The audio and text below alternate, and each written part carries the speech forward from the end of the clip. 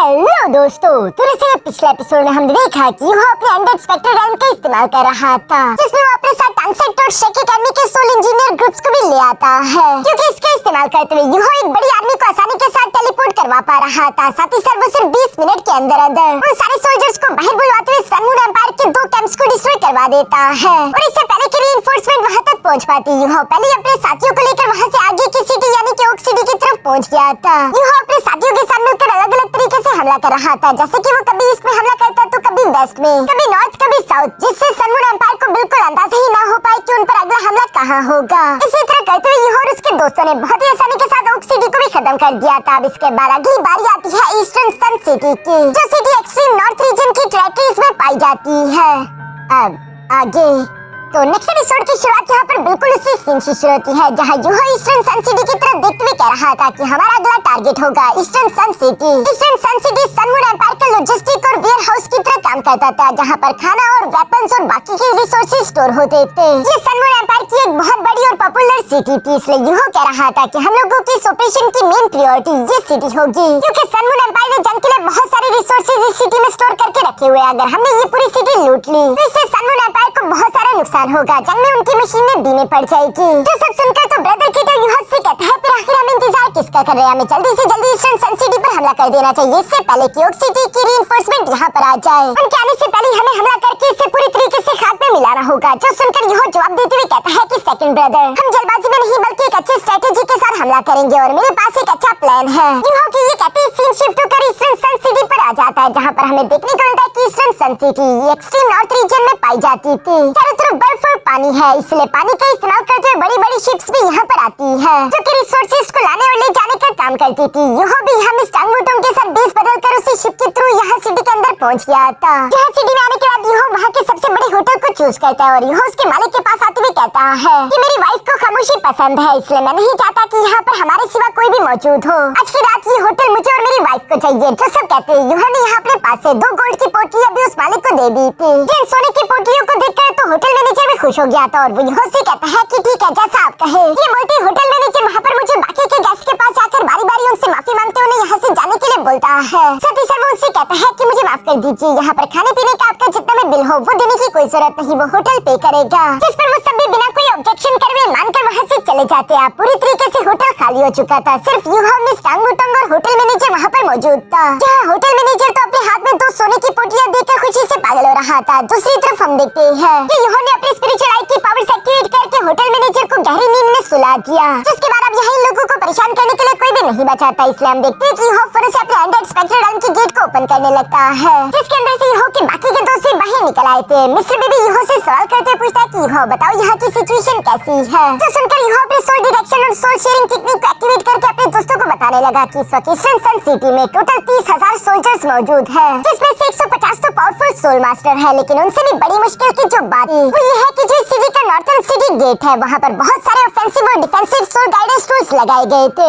जो सारे के सारे soul guidance tools latest technology के थे और ये सब इस दीवार पर इसीलिए लगाए गए क्योंकि दूसरी तरफ यहाँ एक्सट्रीम नॉर्थ रीजन के कुछ पावरफुल बीस्ट प्लान्स मौजूद है, जो कि बार-बार सिटी पर हमले करते रहते हैं। इवन की यूहो बताता है कि उस दीवार पर बहुत बड़ी अमाउंट में spiritual detection soul guidance tools भी है। जिन soul detection soul guidance tools को हमें जल्दी से जल्दी डिस्ट्रॉय करना होगा, उनके रहते हुए हम लोग सरप्राइज अटैक नहीं कर सकते। जो सुनकर ब्रदर कीटो भी जवाब देते हुए कहता है कि हाँ यूहो तुमने सही कहा, अगर वहाँ पर spiritual detection soul guidance tools है तो हम सामने से डायरेक्ट हमला नहीं कर सकते, क्योंकि दुश्मन को हमारे आने की खबर मिल जाएगी और वो instantly link soul guidance device और सोल बैरियर्स एक्टिवेट कर लेंगे, जिस वजह से हमारी आर्मी का सिटी के अंदर इंटर होना मुश्किल हो जाएगा। इसलिए मुझे लगता है कि हमें सिटी के अंदर पहले चुपके से कुछ लोगों को घुसना होगा, जो कि उन spiritual detection soul guidance tools को तबाह कर सके और उन्हें खबर ना मिले। सिर्फ अंदर से ये काम हो सकता है, लेकिन दूसरी तरफ मिस यंगनन कहती है लेकिन हम ये करेंगे कैसे, क्योंकि ये लेटेस्ट टेक्नोलॉजी के spiritual detection soul guidance tools है। अगर हम इनके पास से भी गुजरे तो हमें डिटेक्ट करके फौरन से लिंक सोल गाइडेंस डिवाइस और सोल बैरियर जहाँ सिटी के आसपास एक्टिवेट कर देंगे, तो सब बहुत ज्यादा तेज होगा और हमें संभलने का मौका भी नहीं मिलेगा। ये सुनकर दूसरी तरफ यूहो जवाब देते हुए कहता है कि हाँ तुम सही कह रही हो, मैंने भी उन spiritual detection soul guidance tools को काफी ज्यादा करीब से ऑब्जर्व किया है और ये spiritual detection soul guidance tool 500 metre की रेंज तक डिटेक्शन कर सकते हैं।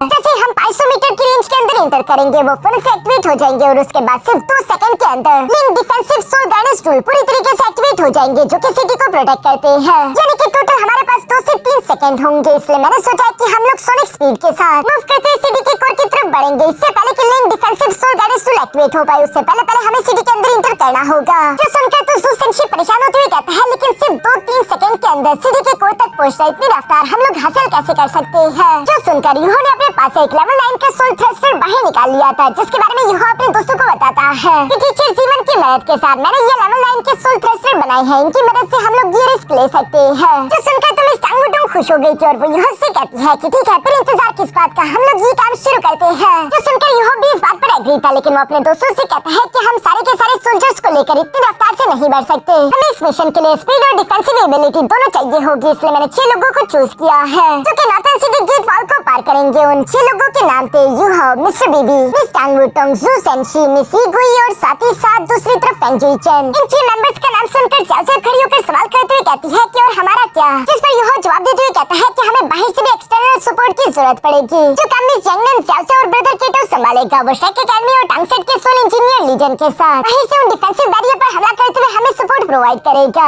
जो सुनकर मिस जंगनन ज़्यादा और ब्रदर केटो तीनों ही इस बात के लिए एग्री हो गए थे। यह मिशन की सारी डिटेल अपने दोस्तों के साथ डिस्कस करने के बाद यूहो अपने दोस्तों से कहता है कि 10 मिनट के अंदर हम अपने ऑपरेशन को शुरू करेंगे, इसलिए सब लोग अपनी अपनी पोजीशन को संभाल लो। ये कहते साथ ही यूहो ने अपने अंडर स्पेक्टर रैम के गेट्स को भी यहाँ होटल के अंदर ओपन कर दिया था, जिनके अंदर से शेक एकेडमी और टांगसेट के सोल इंजीनियर लीजन ग्रुप्स के वॉरियर्स धीरे धीरे करके बहन की तरफ आने लगे और वो अपनी अपनी पोजीशन संभालने लगते हैं। ऊपर की तरफ से यूहो भी अपने साथियों के साथ खड़ा हुआ उस किले की तरफ देख रहा था जिस पर ये लोग हमला करने वाले। वहाँ पर कई सारे spiritual detection soul guidance tools थे। यूहो को एक बात समझ नहीं आ रही थी कि यहाँ पर इतने ज्यादातर आदमी spiritual detection soul guidance tools मौजूद क्यों है? क्या उन्हें पहले से खबर थी कि हम यहाँ पर आने वाले हैं? जिस पर ब्रदर केटो जवाब देते हुए कहता है कि मुझे लगता है कि वो spiritual detection soul guidance tools हमारे लिए नहीं है, बल्कि वो एक्सट्रीम नॉर्थ के सी सोल बीस्ट के लिए है। ये सुनकर तो यूहो हैरान होकर सवाल करते हुए पूछता है कि सी सोल बीस्ट आखिर ये क्या है? जिस पर ब्रदर केटो जवाब देते हुए कहता है कि जैसा कि तुम देख सकते हो कि ईस्टर्न सन सिटी के पास में एक समंदर है, जिसके अंदर सी सोल बीस्ट के कई सारे क्लैन रहते हैं, जिनमें से एक सी प्रिंसेस मरमेड क्लैन भी है। क्योंकि सनमून एम्पायर धीरे धीरे करके एक्सट्रीम नॉर्थन रीजन की टेरिटरी पर कब्जा कर रहा था, तो इस वजह से सी सोल बीस्ट अक्सर इस सनमून एम्पायर पर हमला करते रहते थे, जिस वजह से सनमून एम्पायर ने ईस्टर्न सन सिटी की बुनियाद रखी, जिसके ऑफेंस और डिफेंस को बहुत ही ज्यादा स्ट्रॉन्ग कर दिया गया था ताकि वो सी सोल बीस्ट का मुकाबला कर सके। तब से ये जंगें थोड़ी कम हो चुकी है। उन्हें सी मरमेड क्लैन से खुद को प्रोटेक्ट करने के लिए यहाँ ये spiritual detection soul guidance tools रखे गए थे। यूहो तो ये देखकर काफी ज्यादा सरप्राइज हो गया था कि केटो को सनमून एम्पायर के बारे में इतना कुछ मालूम है, और बड़ा मालूम क्यों ना हो, एक टाइम पर केटो सनमून एम्पायर का क्राउन प्रिंस हुआ करता था। इसलिए यूहो यहाँ पर ब्रदर केटो से कहता है कि तुम सनमून एम्पायर के क्राउन प्रिंस हुआ करते थे, कहीं तुम्हें बुरा तो नहीं लग रहा हमारा इस तरह से यहाँ पर आकर हमला करना? जिस पर केटो जवाब देते हुए कहता है कि यूहो शायद तुम भूल गए कि मैं वो क्राउन प्रिंस हूँ जिससे उसके एम्पायर से निकाल दिया गया है। मेरे अंकल ने मेरे ही फादर को मारकर एम्परर की कुर्सी को हासिल किया। इस बगावत को पहले तो मैं सही से समझ नहीं पाया, लेकिन जब एक्सचेंज डिसाइपल प्रोग्राम के तौर पर मैंने सनमून एम्पायर में कुछ ऐसा गुजारा, तब मुझे समझ आया कि सनमून एम्पायर की हिस्ट्री ही जंग से जुड़ी रही है। मेरे फादर जिन्होंने पीस क्रिएट करने की कोशिश की, लेकिन यहाँ पर किसी को भी अमन नहीं चाहिए था, इसलिए मेरे अंकल ने सनमून एम्पायर के बाकी अमीरजादों के साथ मिलकर मेरे फादर का तख्ता पलट करा दिया। चाहे सनमून एम्पायर के नॉर्मल लोग हो या फिर यहाँ के अमीरजादे, सब लोगों को जंग चाहिए। और अब मुझे इनकी सोच समझ आ चुकी है। हजारों साल की इनकी ये हिस्ट्री इतनी आसानी के साथ खत्म नहीं होगी। ये ऐसी बात नहीं कि मैं सनमून एम्पायर को धोखा दे रहा हूँ, बल्कि असल में सनमून एम्पायर ही है जिसने मुझे और मेरे फादर को अकेला छोड़ दिया था। दूसरी तरफ हम देखते हैं कि शेक एकेडमी और टांगसेट के जितने भी सोल्जर्स थे वो सारे के सारे अपनी अपनी पोजीशन पर पहुंच चुके और सब लोग जंग के लिए पूरी तरीके से तैयार थे। ब्रदर केटो कह रहा था कि सनमून एम्पायर के सीने में इस जंग की आग को मुझे खुद ही अपने हाथों से बुझाना होगा। इसके अलावा सनमून एम्पायर को बचाया नहीं जा सकता। जो सुनकर यूहो अपने 6 मेंबर्स को ऑर्डर देते हुए कहता है कि चलो ऑपरेशन को शुरू करते हैं। ऑपरेशन की शुरुआत हम देखते हैं कि ये 6 के 6 मेंबर सोल थ्रस्ट का इस्तेमाल करते हुए पूरी तेजी के साथ किले की तरफ बढ़ने लगे। और जैसे ये लोग spiritual detection soul guidance tool के 500 मीटर की रेंज में आते हैं, फौरन से अलार्म बजना शुरू हो गए, जिसकी वजह से किले के आसपास यहाँ link defensive soul guidance tools भी एक्टिवेट होने लगे थे। इस डिफेंसिव बैरियर को अपने सामने देखकर यूहो और उसके दोस्त अपनी रफ्तार को ज्यादा बढ़ाने लगे। इस वक्त ये 6 के 6 मेंबर्स सोनिक स्पीड से मूव कर रहे थे और इससे पहले कि लिंक डिफेंसिव बैरियर कंप्लीट हो पाता, ये लोग यहाँ किले के अंदर इंटर हो जाते हैं। इन्हें देखकर सनमून एम्पायर के सारे सोल्जर्स इन पर हमला करने के लिए उनकी तरफ बढ़ने लगे। दूसरी तरफ यूहो अपने साथियों को ऑर्डर देते हुए कहता है कि link defensive soul guidance tools को डिस्ट्रॉय करना शुरू करो ताकि किले के ऊपर लगे हुए डिफेंसिव बैरियर को ब्रेक किया जा सके। दूसरी तरफ हम देखते हैं कि ब्रदर केटो को भी समझ आ गया था कि उसके दोस्त अंदर तक पहुंच चुके हैं, इसलिए वो अपने सोल्जर्स को ऑर्डर देते हुए कहता है कि इस डिफेंसिव बैरियर पर बमबारी करना शुरू कर दो। वो भी अपने साथियों की मदद करते हुए इस डिफेंसिव बैरियर को कमजोर कर रहा था। अंदर की तरफ हम देखते हैं कि फेंग जुई चेन, मिस्टर बीबी और जू सेंशी तीनों ही यहाँ पर अपने ट्रांसफॉर्म फॉर्म में आए हुए थे, जिसमें वो लोग काफी ज्यादा खतरनाक हो चुके हैं। इस ट्रांसफॉर्मेशन के बाद उन लोगों ने सनमून एम्पायर के सोल्जर्स की वाट चालू कर दी थी, जबकि दूसरी तरफ हम देखते हैं कि मिस टांग वुटोंग और ब्रदर यूहो भी बिल्कुल ऐसे ही कर रहे हैं, जिसमें मिस ईगुई भी उनका साथ दे रही थी। बाहर की तरफ हम देखते हैं कि ब्रदर केटो भी अपने सारे सोल्जर्स को लेकर उस डिफेंसिव बैरियर के बाहर पहुंच गया था, जहां ये लोग अपनी पूरी ताकत लगाते हुए डिफेंसिव बैरियर को कमजोर करने की कोशिश कर रहे थे। ब्रदर केटो भी इसी दौरान खुद को ट्रांसफॉर्म कर लेता है। जहां ट्रांसफॉर्म होती ब्रदर केटो अपनी पूरी ताकत लगाते हुए कहता है कि अपना पूरा जोर लगा दो, हमें जल्दी से जल्दी इस डिफेंसिव बैरियर को खत्म करना है। इवन कि हम देखते हैं कि मिस ज़ाओ भी यहाँ पर ट्रांसफॉर्म होते हुए अपने बड़े से जायंट कैलिडोन का इस्तेमाल करते हुए डिफेंसिव बैरियर पर हमला कर रही थी, जबकि दूसरी तरफ मिस जेंगनेन भी अपने सॉफ्ट बोन पाइथन के लेजर ब्रेथ का इस्तेमाल करते हुए उस डिफेंसिव बैरियर को कमजोर करने की कोशिश कर रही थी। सब कुछ बहुत ही अच्छे से हो रहा था कि तभी अचानक यूहो को अंदर की तरफ दो टाइटल डोलोसोर मास्टर की एनर्जी महसूस होती है। साथ ही साथ एक आवाज सुनाई दी जो कि कह रही थी कि तुम लोगों की हिम्मत कैसे हुई इस तरह से इस किले में घुसपैठ करने की, जो कहती वहाँ पर दो इवल टाइटल डोलोसोर मास्टर पहुँच गए थे। इन दोनों इवल सोर मास्टर्स को देखकर तो यूहो भी सरप्राइज हो गया था, जिसमें से पहले टाइटल डोलोसोर मास्टर को देखकर तो यूहो पहचान गया था कि ये तो एबोमिनेशन टाइटल डोलोसोर मास्टर है, क्योंकि उसकी बॉडी के आसपास नफरत से भरे हुए अनडेड क्रीचर्स थे। जबकि दूसरे इवल सोर मास्टर को पहचानते हुए मिस टांग वुटोंग कहती है कि इसके पास है 10,000 सोल बैनर, यानी कि ये है वान हुन डोलू। यूहो ने तो इस सिचुएशन को बिल्कुल भी एक्सपेक्ट नहीं किया था, क्योंकि ईस्टर्न सन सिटी बॉर्डर फ्रंट लाइन से काफी जरा पीछे है, लेकिन फिर भी यहाँ पर आखिर दो टाइटल डोलोसोर मास्टर कैसे मौजूद है। यूहो को कुछ न कुछ गड़बड़ लग रही थी, क्योंकि वो दो इवल सोर मास्टर भी यहाँ यूहो और मिस टांग वुटोंग से कह रहे थे कि बच्चों मरने के लिए तैयार हो जाओ। जो कहते हैं इनके बीच फाइट शुरू हो गई। यहाँ पर हम देखते हैं कि यूहो तो अपने गॉड इलेक्ट्रोलक्स की पावर्स का इस्तेमाल करते हुए अनएक्सपेक्टेड रेलम के गेट को ओपन कर रहा था, जहाँ से वो अपनी मदद करने के लिए अनडेड आइस बियर किंग को बुलवाने वाला है। जबकि दूसरी तरफ हम देखते हैं कि मिस टांग वुटोंग जो कि टाइटल डोलोसोर मास्टर है, वो अकेले कुछ देर के वक्त यूहो को दिलवाने के लिए यहाँ उन दोनों टाइटल डोलोसोर मास्टर से भिड़ जाती है, जहाँ पहले वो एबोमिनेशन टाइटल डोलोसोर मास्टर का मुकाबला कर रही थी, लेकिन बीच में वान हुन डोलू भी यहाँ पर अपने 10,000 सोल बैनर का इस्तेमाल करते हुए मिस टांग वुटोंग पर हमला करने वाला था। इसलिए हम देखते हैं कि मिस टांग वुटोंग अपने ड्रैगन गॉड ब्राइट टेक्निक का इस्तेमाल करते हुए सीधे जाकर उससे टकरा जाती है। जो देखकर तो पीछे की तरफ एबोमिनेशन टाइटल डोलोसोर मास्टर काफी जरा खुश हो गया था, क्योंकि वो इसी मौके का फायदा उठाकर पीठ पीछे मिस टांग वुटोंग पर हमला करने वाला है, जिसे यूहो ने भी देख लिया। और वो एबोमिनेशन के हमले से पहले हम देखते हैं कि तीसरे के साथ टेलीपोर्ट करते हुए फौरन से मिस टांग वुटोंग के पीछे आ गया, जहाँ इससे पहले कि वो एबोमिनेशन भी इन पर हमला कर पाता। तभी अचानक यूहो अपने गॉड इलेक्ट्रोलक्स की पावर का इस्तेमाल करते हुए स्पेक्ट्रल अनडेड रेलम के गेट को ओपन कर देता है, जो कहते यूहो ऊंची आवाज में कहता है कि अनडेड आइस बियर किंग बाहर आओ। ये सुनते ही खतरनाक तरीके से अनडेड आइस बियर किंग फौरन उस गेट से निकलता हुआ बाहर की तरफ आ गया, जहाँ आते साथ ही वो अपने पंजे में फौरन से यहाँ पर उस एबोमिनेशन बीस्ट को पकड़ लेता है, जो करने के बाद आइस बियर किंग उससे गोल गोल घुमाते हुए पीछे की तरफ थ्रो कर चुका। और इससे पहले कि एबोमिनेशन बीस्ट खुद को संभाल पाता, तब तक हम देखते हैं कि अनडेड आइस बियर किंग ने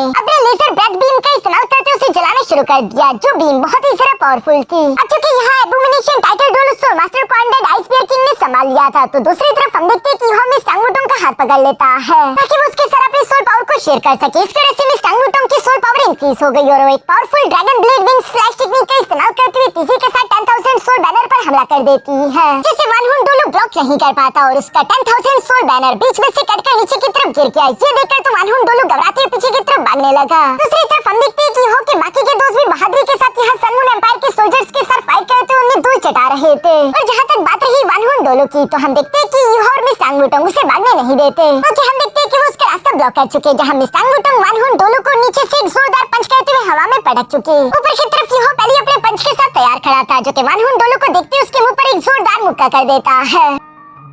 इस अटैक के कारण वो घसीटता हुआ जमीन पर आ गिरा। यहाँ वान हुन डोलू को काफी जरा गुस्सा रहा था, इसलिए वो अपने 6 सोल स्किल 12 रिसेंटमेंट स्पिरिट्स को समन करने लगा। इस टेक्निक में हम देखते हैं कि मरमेड क्लैन की यहाँ पर 12 रिसेंटमेंट स्पिरिट्स समन हो चुकी थी, जो कि इस वक्त वान हुन डोलू के कंट्रोल में है। और हम देखते हैं कि वो तीसरे के साथ आगे की तरफ बढ़ते हुए यूहो पर हमला करने लगे। यूहो उनसे फाइट करते हुए अपने मन में कह रहा था कि ये टेक्निक जानी पहचानी है, ज़ेंगपेंग भी इसी तरह की 12 बीस्ट स्पिरिट स्किल का इस्तेमाल करता था। साथ ही साथ यूहो नोट करता है कि ये 12 के 12 रिसेंटमेंट सोल सारे के सारे सी सोल बीस्ट है, जिनमें से एक तो काफी जरा खतरनाक थी। वो अपने पूंछ का इस्तेमाल करते हुए यूहो को हिट करके पीछे की तरफ धकेल देती है। उसे देखते हुए यूहो हैरान होकर कह रहा था कि कहीं ऐसा तो नहीं कि ये सी मरमेड प्रिंसेस हो, क्योंकि ये स्पिरिट बहुत ही जरा खतरनाक थी। दूसरी तरफ हम देखते हैं कि मिस टांग वुटोंग भी उन स्पिरिट्स के साथ फाइट कर रही थी, जहाँ एक स्पिरिट को तो उसने बीच में से काट दिया था, पर तभी अचानक एक बड़ी सी वेल नीचे से निकलते हुए तीसरे के साथ मिस टांग वुटोंग को निकल जाती है, जहाँ उस वेल के पेट में हम देखते हैं कि मिस टांग वुटोंग ने फौरन से अपने 4th soul skill dragon god possession technique activate कर दिया था, जिस वजह से मिस टांग वुटोंग का बॉडी आर्मर चेंज होने लगा। और साथ ही साथ हम देखते हैं कि उसकी बॉडी से काफी खतरनाक एनर्जी अनलीश होती है, जिसकी वजह से उस वेल ने अपना मुंह खोल दिया और मिस टांग वुटोंग अंदर से बाहर निकल आई। हम देखते हैं कि मिस टांग वुटोंग काफी गुस्से में थी और उसने फौरन अपने हेक्साग्राम फॉर्मेशन को एक्टिवेट कर लिया, जहाँ पर हम देखते हैं कि एक बहुत ही पावरफुल फॉर्मेशन यहाँ इन सारी की सारी स्पिरिट्स को पीछे की तरफ धकेल चुकी। वनहुन डोलू भी मिस टांगुटुंग का ये रूप देखकर परेशान हो गया था, इसलिए हम देखते हैं कि वो भी फौरन से अपने 8 soul skill 10,000 soul banner true form को एक्टिवेट कर लेता है, जिसे 10,000 सोल डोमेन भी कहा जाता है। इस टेक्निक में हम देखते हैं कि वनहुन डोलू अपने सोल बैनर के साथ मर्ज होकर एक हो गया था और वहाँ पर बहुत सारी इविल सोल समन हो चुकी थी। मिस टांगुटुंग उस 10,000 सोल बैनर को खत्म करने के लिए अपने स्फीयर को उसकी तरफ थ्रू करने की कोशिश करती है, लेकिन वो इस डोमेन को ब्रेक थ्रू नहीं कर पा रही थी। यूहो भी दूसरी तरफ जो कि उन स्पिरिट्स के साथ फाइट कर रहा था